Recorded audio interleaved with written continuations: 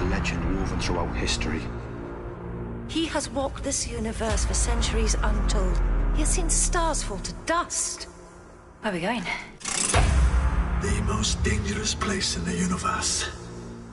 Into darkness. You might want to find something to hang on to. When disaster comes, he's there. I'm the Doctor. I'm a Time Lord. I'm the Doctor. I am the Doctor. The man that stops the monsters.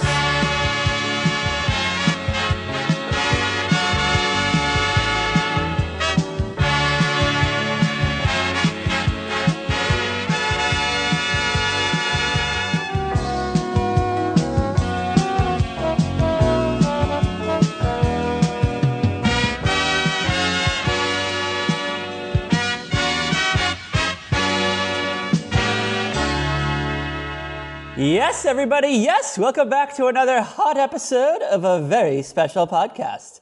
This is the podcast where we talk about all your favorite TV series from yesteryear. Oh, yeah! And then we discuss them over a glass of wine. In case you don't know, this is your first time at the rodeo. I'm Patrick M. Dunn. And who am I here with today? Who do I have the pleasure with being here? Kat Halston, the author! Oh, yeah! Welcome back, Kat. Welcome back, Katter. Hi. I'm just thrilled about today. Yeah, she's just thrilled. She thought she was going to get the day off or the week off. I was going to give it up to January Jones. She was going to fill in because we have some big stuff coming up for you in the hour. That's all I got to say, girl. All I got to say. Yeah, I'm just, you know how I feel about... Sci-fi. You're not a sci-fi gal. Yeah. Well, how was your week? Before we get into it, how was your week? Did you have a lovely week, Kat Halstead? It's been a long time since we've last blessed the airwaves. Busy. I got sucked into the vortex at work and could not leave. Yeah, you been a working girl. It's one of those things where it's you go in to do something for 2 hours and then you're still there 5 hours. Yeah, your shoulder pads are all frazzled. Your Sigourney Weaver for working girl shoulder pads, they're all frazzled. You just want to take them off. Yeah. And just go home and pour yourself a nice tall glass of wine, a hot bath, a bath bomb, a little fizzy. Is that what they call them, fizzies? Yes. And listen to hit 80 songs. I don't know. Something to calm your nerves. That sounds actually really nice right now. Oh, we have a big no-bone zone, which is our correction corner. Oh God, what happened? Well, in the Mary Tyler Moore episode, I said that Jamie Foxx and Colin Farrell were in the the SWAT movie.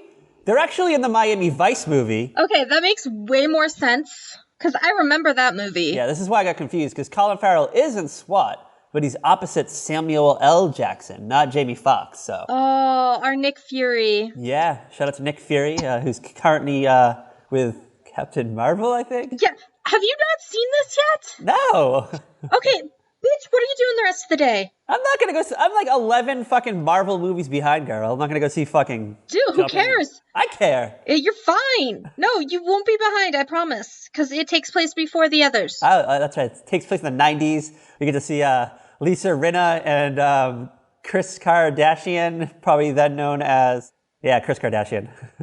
I was going to say Jenner, but that's what she is now, right?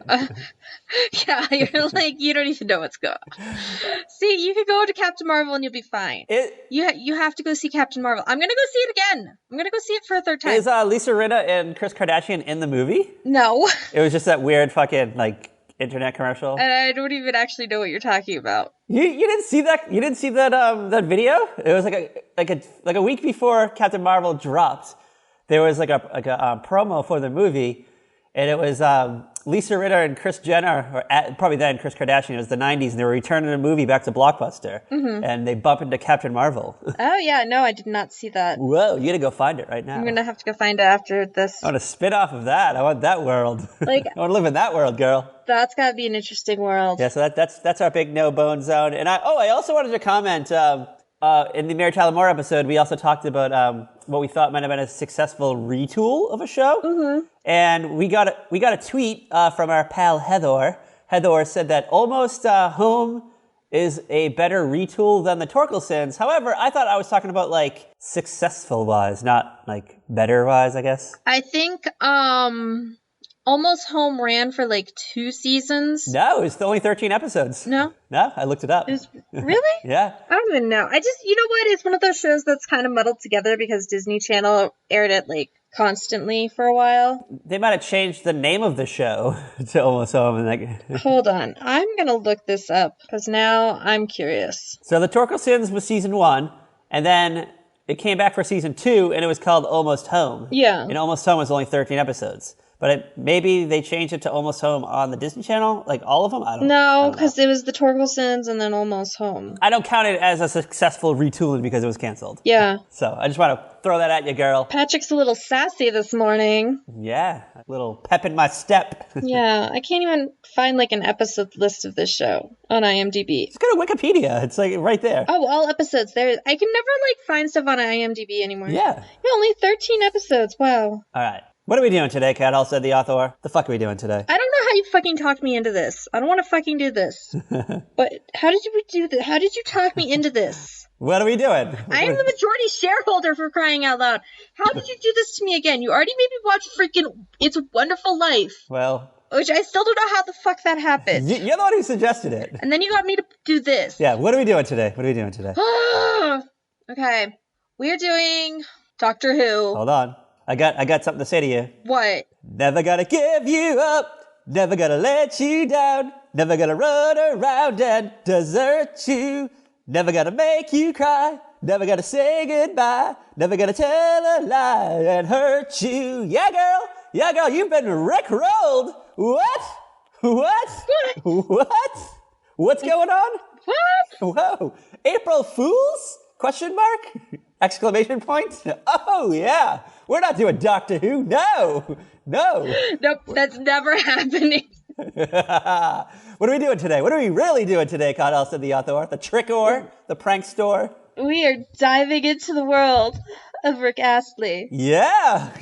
We're going into the hottest song of 1987, the hottest meme of today. Still, yeah, I love this. Yes, so today we're talking about Rick Rowland, a very special Rick cast, I guess. A very special Astley. How about that? A very special Astley. Yes, a very special Astley.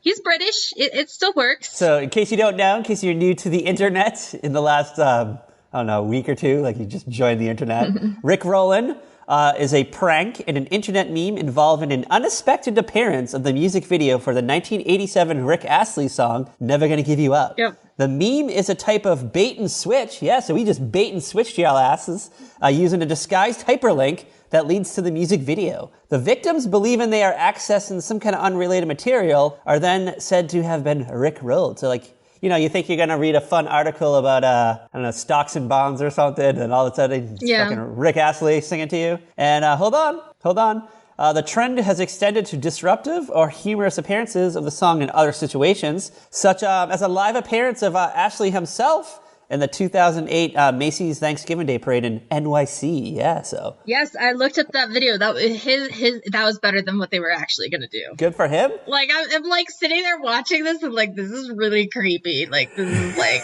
and it's like, I knew it was coming. So I'm just like, where is he? To put us out of our misery. Because this is the kind of thing, like, your kid is watching, you're just like, oh God, I don't want to take them to this movie. So this meme has taken on a whole life of its own. It's still done today. Like every now and then someone posts a link on Twitter. Yeah. You click it, you think you're going to, read a fun article about Lisa Rinna, and it turns out to be Rick Astley singing Never Gonna Give You Up. And then, you know what?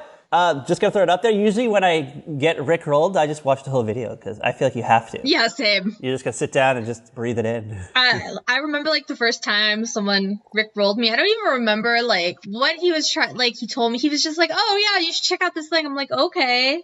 Yeah. Like he didn't tell me it was gonna be anything special, and it was like the Rick Astley video. I was like, "Okay, that's cool." He's like, "Wait, do you not know what happened?" I'm like, "No, I like that song. What's up?" It's more difficult now to do hyperlinks and disguise them because I think like if you post a link to Twitter, like it brings up the actual like link now in like a separate box so you can see it. Yeah, it shows like the link in a box. So link in a box. When I sent you guys like link in a box.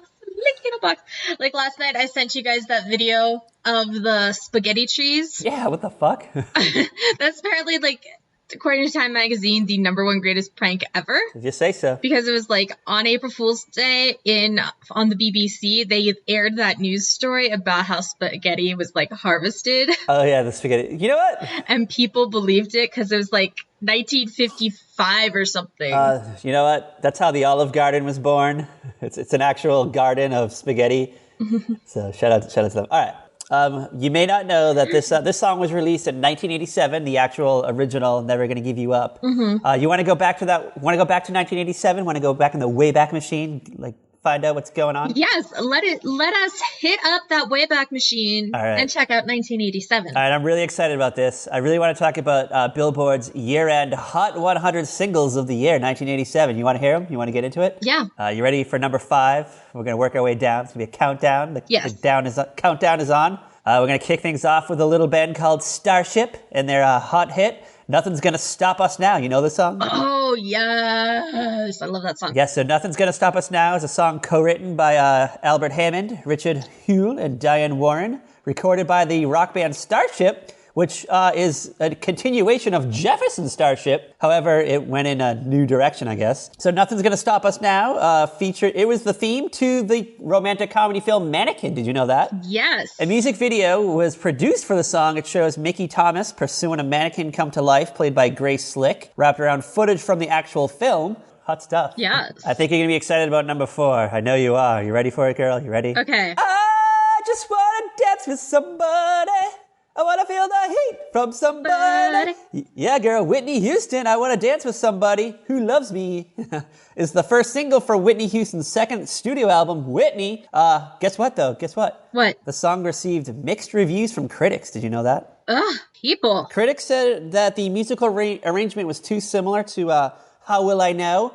And Cyndi Lauper's Girls Just Want to Have Fun. But guess what? What? The listening audience didn't give a fuck. They were like, you know what? We're gonna make this. We're gonna make this into something. And you know what? It was a hot hit. It was a hot hit of 1987. The 4th hot hit of 1987. Remember the music video features Houston in a hot pink dress and a continuous shot of a purple backdrop that never changes its angle of vision. Mm-hmm. So, yeah. Shout out to Whitney. R.I.P. girl.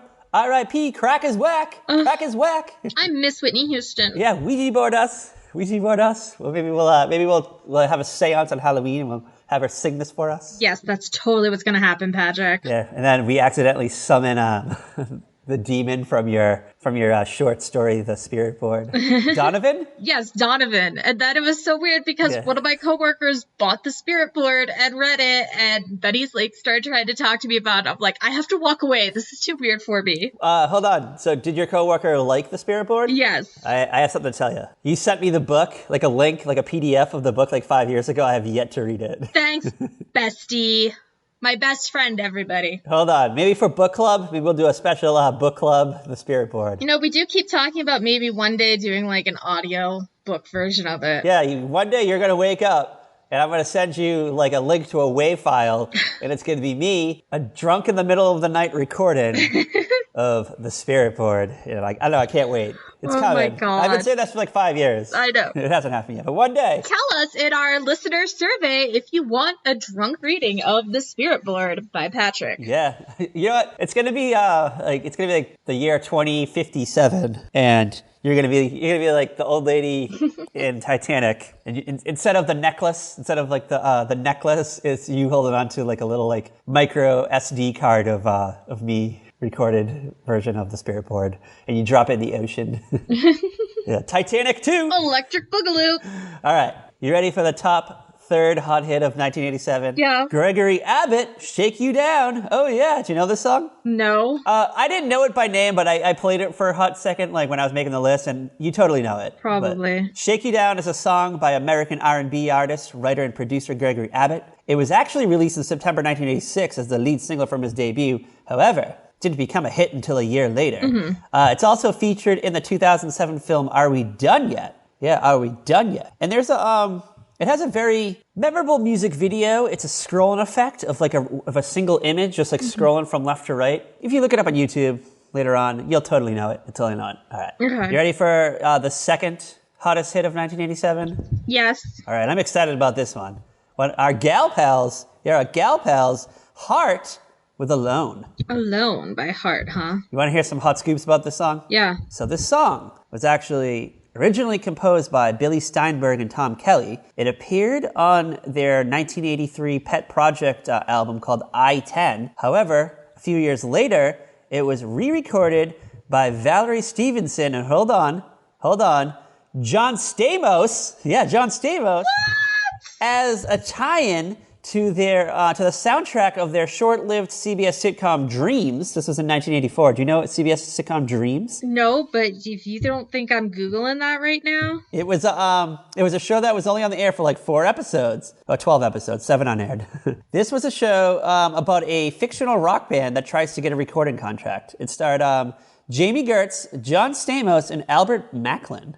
And it was directed by Bill Bixby. Ooh. Yeah, so it's a hot show. And it had a soundtrack that had Alone on it. And a re-recording of Jailhouse Rocks. Which makes sense because John Stamos is obsessed with Elvis. So then 3 years after this, it was re-recorded by Heart, included on their 9th studio album, Bad Animals. And it was a power ballad that begins with a piano line and a subdued vocal from Ann Wilson. Okay. Want to hear another hot scoop? Yes. I guess it has the pleasure of being the most covered song on American Idol, I guess, is what I read. Really? Yeah. I feel like I'm definitely going to have to listen to this song later because I'm not hearing it in my head at all right now, like, based on any of this. But I'm sure, like, if I press play on Spotify, I would know it. Well... You know, after Spotify plays, like, my you would know 3 ads before it'll actually play a song. Yeah. Well, I mean, Heart has, like, 1 million songs. Yeah. Let's be real. But hold on. Yeah. Hold on. I'm excited about the #1 hot hit. What is it? Year-end hot hit, according to Billboard, 1987. All right. The Bangles. Oh, yeah, the Bangles. Walk like an Egyptian, girl. Yeah, get ready to walk like an Egyptian. Yes. This was recorded by the American band The Bangles. It was actually released in 1986 as their 3rd single from the album Different Light.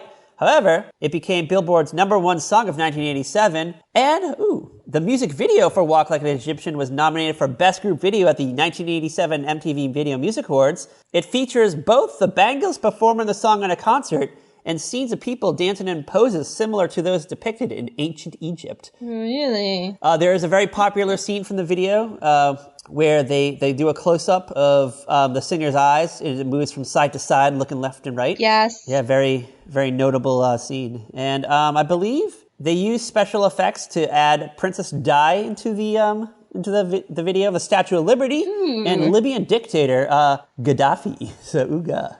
Ooga. All right. That gives us a little taste of 1987. Do you feel like you were transported back in time? I do. Oh my God. Those top 5 songs right there, that's like, everything. Does it bring you back to being 6 years old and you're in your PJ pants watching Garfield and Friends? Yes, totally. Like my cousin's listening to music in the other room or something. Yeah, probably listening to the Bangles. They're probably walking like an Egyptian when you were like sitting on your mother's lap watching Garfield. Like I'm watching Garfield and they're like off being cool teenagers. Yeah, they're off listening to Heart and Gregory Abbott. And So yeah. You ready to give up on history, girl? You ready to give up? What's going on? What's happening? Oh, we're just going to talk about Never Gonna Give You Up now. That's what I'm ready for. I wasn't sure. I don't know where this is gonna go. Like this is like the least planned, like structured podcast we've done since The Burbs. Well, not for me, but I don't know. I guess for you. Well, you're the one who had like the grand plan. Hot scoop. We plotted this episode in like August, I think, right? It was like a while back. It's been months. We've been plotting this for forever, but we haven't really fully like said this is how we're gonna do it. Well, I mean, we said we were gonna do it months ago, and then like actual last week we're like, oh yeah, are we still doing this? Yeah, all right, let's lay it out. Let's do it. All right. So I figured maybe we have a young audience out there. They might not actually know who Rick Astley is. Mm-hmm. Maybe they want a little history. You want to do a little Astley history? Okay. Back to the Astley.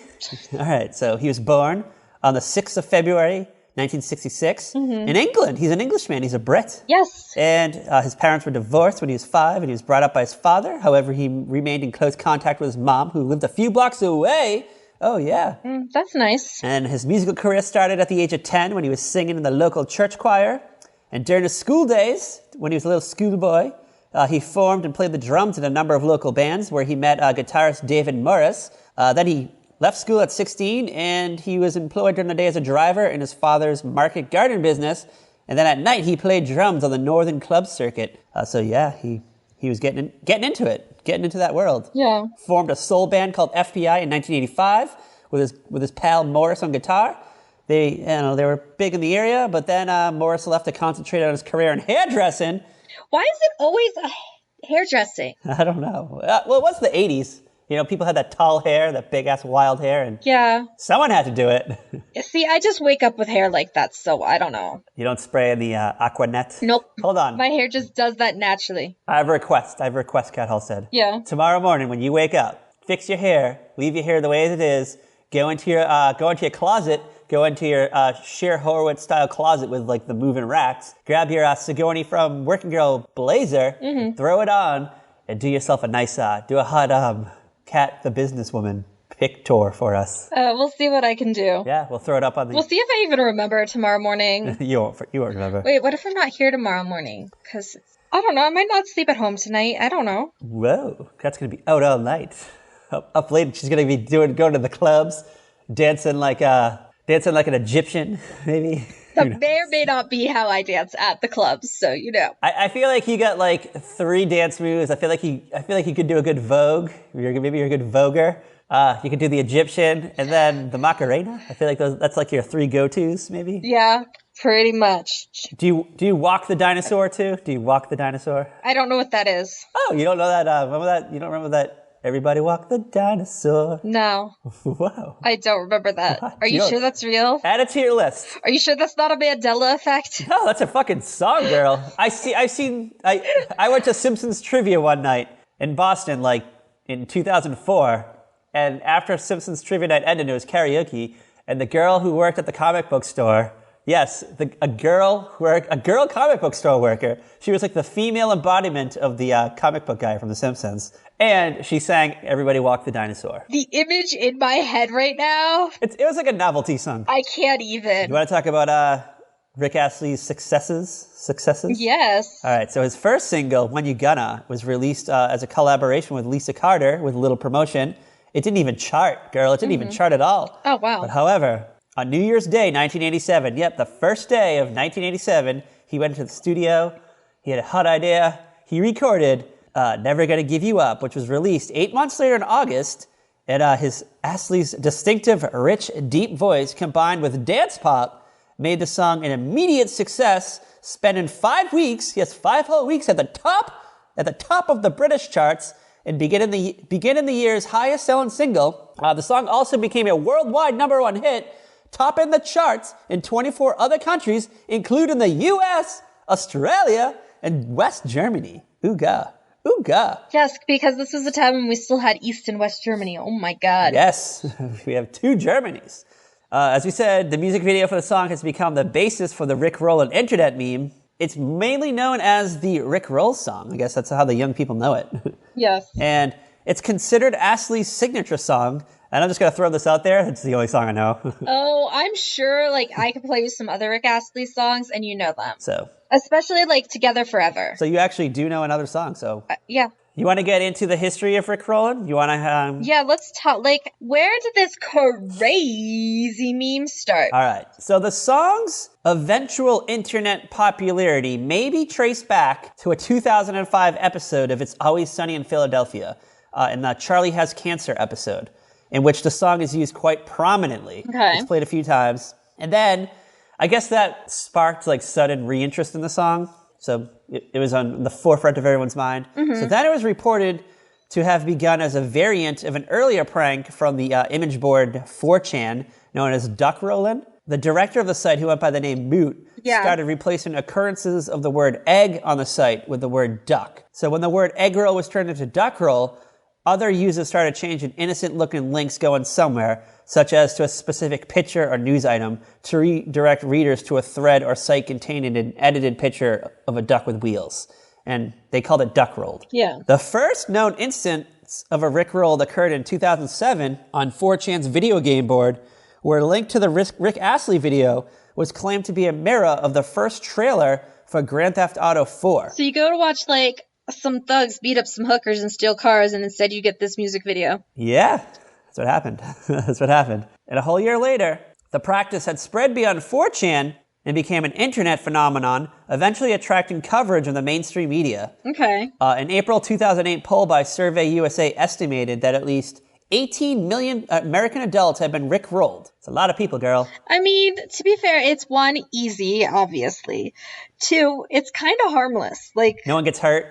Oh, instead of like what this silly thing you thought it was, it's just this really awesome song. Yeah. According to Wired magazine, they published a guide to modern hoaxes, which listed Rick Rollin as one of the better known beginner level hoaxes. Even beaten the fake email chain letter. Ooh. Believe it or not. So, you know that chain letter, right? Oh, all those stupid chain letters. Oh, I just realized I cannot wait for the day that Axton tries to rickroll me. You know what? Because he's already tried to, like, pull pranks and stuff. And then I'm like, bazinga. Has he been introduced to Rick Astley yet? Does he know the jam? No. Not yet. Does your nephew like music? But he's been introduced to pranks thanks to young Sheldon. He mostly likes soundtracks. Like the Lego soundtrack? Like he's really into like the backgrounds music in Star Wars and Jurassic Park and stuff like that. Oh, like John Williams music? I guess. I don't know. So does he like anything he can pretend he's like a dinosaur or like one of the bad guys from Star Wars and stomp around to, he's into that. Like the Imperial March? Yes, that all the effing time. Hot stuff. All the time. So, hold on. I got some more stuff for you. You got some more? So, the original video on YouTube from 2007 used for Rick Rollin was removed for terms of use violations in February 2010, but there was outcry on the internet. So, a whole day later, well, actually the same day, it was brought back. It came back. Damn, YouTube. Yeah, it was taken down again in July of 2014. However, it has since been unblocked and has gained over 78 million views as of November 2018. That is insane. Rick Astley's Vivo channel uploaded another version of the music video, which has over 500 million views as of November 2018. So, like, there's a fucking lot of people watching this, girl. I'll just watch the music video for fun because I like the song. You don't have to rickroll me. I'm weird, apparently. If you go into the comments, read the comments, a few down, someone says, is anyone here for actually searching for the song instead of being tricked into coming here?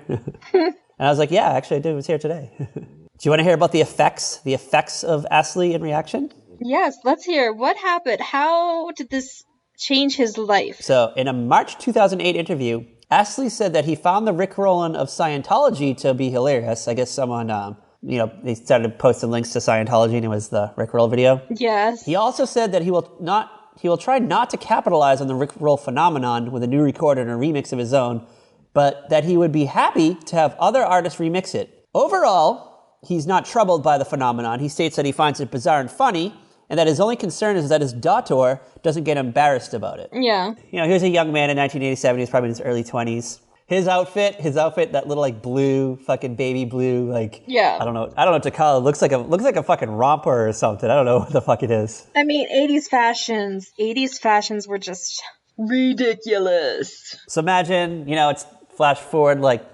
30-something years, 20-something years. Mm-hmm. You probably got a teenage daughter, and I don't know, someone rickrolls her, and she's like, wait a second, is that my dad? Is that my fucking dad? What's going on? Yeah. Where am I? Like, at what point, let's say you're Rick Astley, at what point do you tell your daughter that, yeah, it was a thing in 1987?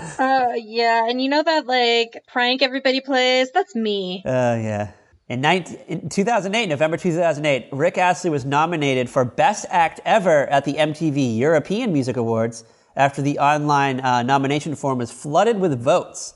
The push to make Astley the winner of the award, as well as efforts to encourage MTV to personally invite him to the performance, continued after the announcement. Ooh. Right before the awards, Astley's website confirmed that an invitation to the awards has been received. And on November 6th, just hours before the ceremony was due to air, it was reported that MTV Europe did not want to give Astley the award at the ceremony. Instead, wanted to present it at a later date. Many fans who voted for him felt the award ceremony failed to acknowledge him as a legitimate artist. Astley stated in an interview that he felt the award was daft, but noted that he thought MTV were thoroughly rickrolled, and he went on to thank everyone who voted for him. So, ooga. So I guess fuck you, MTV Europe, for Yeah. fucking around with us. I mean, can we be real? MTV's TV all around is kind of trash. Yeah, that's true. And hold on. Like, they definitely pick and choose who they want to support. Yeah, like even in the back in the day when, music videos were like hot, like MTV actually played music videos. Yeah. The people that they selected, like, you had like the 2-3 like hot songs of the summer, whatever, and then they just like throw in like 2 randos. Mm-hmm. And like a lot of times, like the person you wanted to win never won. I was always disappointed. Listen, we've all been as upset as Kanye, but we don't just jump up on stage and say Beyonce deserved it over Taylor. Who's the voting audience of the MTV Music Awards? Honestly, I don't even know anymore. Like, I don't remember anymore. Like, I remember they had the Viewer's Choice Award. Yeah. Which was like the commercials they played all summer long, and you got to vote. You had to call up a number, a 1-800 number. Yeah, you had to call up like an 800 number. Like, I was like deeply crushed whenever like a song that I liked didn't win anything. Yeah. The MTV Video Music Awards like deeply affected me back in my youth. Back when we actually like gave a crap about this sort of thing. Yeah, I couldn't even tell you what's on MTV. Like X on the Beach or something, The Challenge. That's all I know. That's the only thing I hear about. The only reason you hear about those is because you follow people who are on them because they were on other reality shows. You mean Big Brother? That's the only... Over the top. Well, it's like, I didn't realize that cast members from Big Brother were going on these shows. So I'm like, why do I keep seeing shit about X on the Beach and The Challenge? And then I'm like, oh, there's people from Big Brother on it. Yeah. I had to fucking mute it. I had to fucking mute that hashtag because I was like, I don't want to see this shit. Like, I don't care. Like, legit right now, because Big Brother Canada is going, but I swear to God, like, all the cast members have, like, soap opera kind of names that, like, I have to do double takes, like, at my feed to be like, what is happening? I was like, oh, this is Big Brother Canada, not a soap opera. Because, like, everything I see feels like it's a soap opera happening. It's so dramatic. Well, I mean, you are in soap Twitter, so ooga. Yeah, so I get, like, confused sometimes. I'm like, what is happening? All right, I have a question for you. I have a hot question. Yes? How much money do you think that Rick Astley had made off from the royalties of the Rick Roll phenomenon? As of April 2010, this is the only time a actual figure came out. Not that much because he didn't get royalties for a really long time. Yeah, guess as of 2010, the Register published that he only received $12 in performance royalties from YouTube. $12, that's it? Yeah, and at the time, that was when the song had been playing 39 million times. It's because, hold on, he did not compose the song, and he only got the performer's share of a sound recording copyright, so... Oh. Yeah, so if you write music and write lyrics, that's where the money's to be made. So hot scoop to all you up-and-comers out there. That's why Beyonce, like, insists on getting a writing credit. Yeah. Even though she doesn't actually write the songs. That's why the Backstreet Boys only, like, made, like, $300, like, their first, like, 5 years of their existence. What was it? We talked, like, they were better off just having, like, regular jobs at, like, Starbucks. Something like that, yeah. Especially considering, like, how many hours they worked. I don't know. There's a new Lou Pearlman documentary up on, like, YouTube Red or something. Yeah, I saw that. I saw the ad for it. That I want to check out. So listen to our Backstreet Boys music video episode from, like, last fall. We kind of get into the Lou Pearlman lowdown. We get into that world, how he kind of conned the entire world, basically. He conned the entire world with his fake helicopter tour business, or what the fuck it was. What did he do? He had like a fake like jet. He had like this fake private jet company. Yeah, I don't know. Like he would just post pictures of like jets in the sky and tell people that it was his jet. They weren't even like jets. They were like toy matchbox. Yeah. Held up by like a string against like a picture of a sky. Like he was like over a field in New Jersey with like New York City in the background. Yeah. He went to like the Hindenburg site and just like held up a jet. So yeah, check out that documentary. Maybe we'll do it. I don't know how YouTube Red works, though. You have to pay for it. I don't either, but I'm going to watch this, like, even if I have to, like, free trial or something. Oh, yeah, you can get a free trial, because I got a free trial to watch the Karate Kid show. Yeah. That came out last year. And, like, it's got, like... Which is a great show. It's got, like, a good chunk of people in it. It's got Lance, AJ, Ashley Parker Angel, Chris, JC, Aaron Carter, Nikki DeLoach. Of course. Of course, fucking Ashley Parker Angel's in it. What would he do? Is he shirtless in it? Is he shirtless? He's gonna talk about Lou Pearlman. Is he like half naked in it, talking about Lou Pearlman with quotes, with hot links to his Instagram? Who knows? Who knows? Guys, it's okay. The Lou Pearlman Project reveals the dark side of stardom and the music industry as members of the multi-platinum selling bands like NSYNC, Backstreet Boys, O-Town, and Take 5 tell all about working with Pearlman. Is Ashley Parker Angel the guy on Instagram who like never all of like his photos where he's like half naked in them? That's Ashley Parker Angel, right? Maybe, yeah. Hold on, I'm going on there right now. Oh yeah. Yeah, it's like all pictures of him in his underwear with like a inspirational quote, like him talking about. Yeah. There's a picture of him. He's in his underwear, like, tight ass fucking little like trunks, and he's wearing like a green shirt that says "I'm feeling lucky" that you would get at Target, and it says underneath it, "What is everyone's plans for St. Patty's Day? My new pup Jimmy." There's a little like puppy in the background. Is pre-gaming with sausages. Hit me back. I'm chatting, and then it's like hashtag 90 days of fitness. Hashtag feeling lucky. Hashtag St. Patrick's Day. So he's like one of those fucking people. Yeah. Oh God. Hold on. Does Rick Astley have an Instagram? Let's check it out. Let's see. Probably. Oh yeah, he does. Of course he does. Yeah, it's just pictures of him and performances, I guess. Yeah. It's kind of boring. But he's got a new album out. Oh, does he? Yeah, that's right. He still makes music. Yeah. He retired for a number of years. Like 1993, he like officially like retired for like 7 or 8 years, and he came back with a vengeance in like the early 2000s. Yeah. He's like, you know what? I'm gonna get back into it, girl.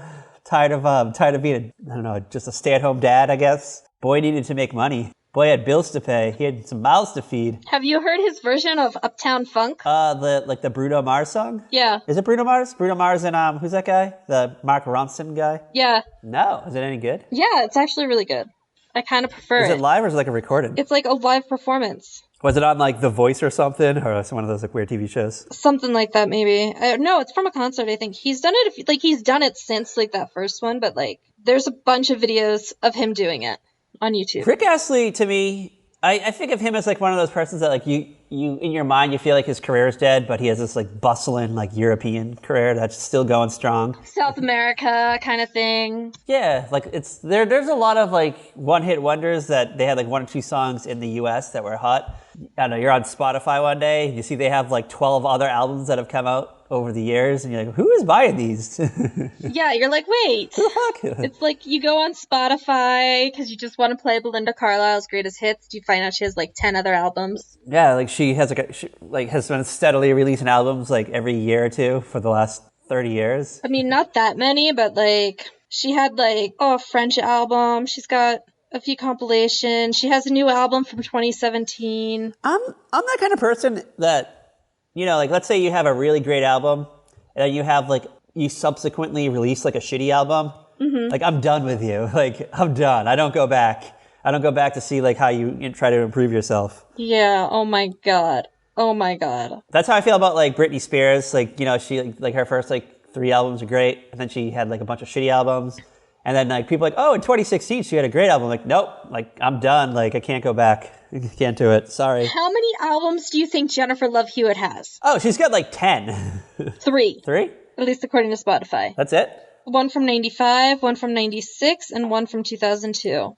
Yeah. Plus she has music on the Client List soundtrack. I think she's been like steadily releasing songs. Like I think she even has stuff like now, right? Maybe she's just not getting on Spotify. Doesn't she have a version of I Will Survive that was on like the one of the I Know What You Did Last Summer soundtracks? Maybe. Let's see. I feel like that was a thing. I don't see it listed here, but on the I Still Know What You Did Last Summer, she sings it in the movie. Okay. First I was afraid, I was petrified. Kept thinking I could never live without you by my side. All right. Do you have any last any hot minutes on the Rick Rowland phenomenon? Something like a phenomenon? I think it's harmless. I always find it really funny when somebody gets like really upset. Like, how dare you Rick Roll me? I'm like, this is the most like innocent thing I could have done to you. Like, chill out. I guess so. Like, would you prefer I'm like, hey, guess what? I'm pregnant. No, not really. JK, happy April Fools. Oh, those people who send those like fake like pregnancy test results. Remember the? Yeah. All right. On a scale, 1 out of 5 bait and switches, with 1 being the worst and 5 being the best. How many bait and switches would you give Never Gonna Give You Up? 5, because it's fun. Yeah, 5 out of 5 bait and switches, girl. All the way, May. We love it. Because here's the thing. I will totally, like, sit and dance to this song, as you've seen, because I've actually sent you a video of me doing that in the parking lot. I was going to say. Like, it just comes on and I'm all like, doo-doo-doo. You were at, like, Dutch Brothers Coffee one day, sitting in a long-ass line, trying to get your fucking caramel macchiato, and you just, I don't know, must have popped up on, I don't know, like, your local, like, Mike FM or whatever the fuck it's called in Colorado. Yeah, like my local radio station, Sunny 106, and shout out to Sunny 106. Waiting in line to get my freaking banana bread coffee. Banana bread coffee? Whoa! Yes. Tell me about it. Tell me about it. It tastes like banana bread. # sponsored. I wish. Wait, hold on. Don't I have like a link to like banana bread bear bread on our website? Yes, like there's something like that on the website. Should we resurface it from this post? Should we try to like dig it up and we'll post a link to it? You know, we could find it, and you know what? I will make sure that question is on the listener survey, that if you guys haven't taken it, you should take it by now. Yeah. So go to. And tell us what you want. We should maybe like post like a link, like maybe like a because you can do like forward links, right? Like you can do like a veryspecialpodcast.com/survey, and it'll forward to like the actual survey. Yeah, somewhere, somehow. We'll figure it out. We'll post it on our Twitter. It'll be in the description below. Yeah, it'll be in the description below. In the show notes. Go to saltyrockmedia.com. It might be there. Maybe we'll put a link on veryspecialpodcast.com, on our Twitter, on our Facebook. All our social media. Yeah. Please take the survey, because we want people, we want to find out who you are, how old you are. Like, we're not using it to, like, sell you shit. We're just using it just to kind of, like... No, we just want to know, like... Who's listening? Who's actually listening to us, and what you guys want from us. Yeah, we want to cater to you. What do you want from Patrick and Kat, and do not say a Doctor Who episode. Yeah, we want to know, like... It's just never happening. We want to know, like, which era of TV or movies you like. Or, like, if you want us to, like, you know, do more books, you want us to do more music videos, like what? Because we kind of, like... intermittently like release other stuff, but I don't know, people seem to get excited when we do go out of the norm. Like our Backstreet Boys music video episode's like hot, and we're like, oh, like should we do more boy bands? Like we don't know, we want to know. Yeah. And I was gonna say something.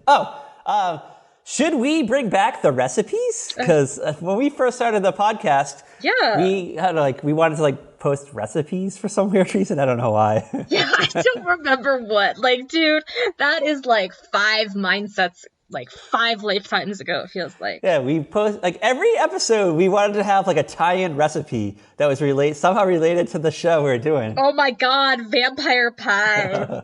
So I don't know, maybe we'll bring back the recipe. Who knows? Maybe we had like fun drinks. My god. You remember you made like a weird video of like you like making a fucking martini or something? Sangria. It was fucking sangria. Oh, that's right. It was sangria. It was like one of those like recipe videos that you see on Facebook where it's just like the close up of the the carafe. Yeah. Like sped up over like fun music. So I don't know. Maybe we'll bring that back.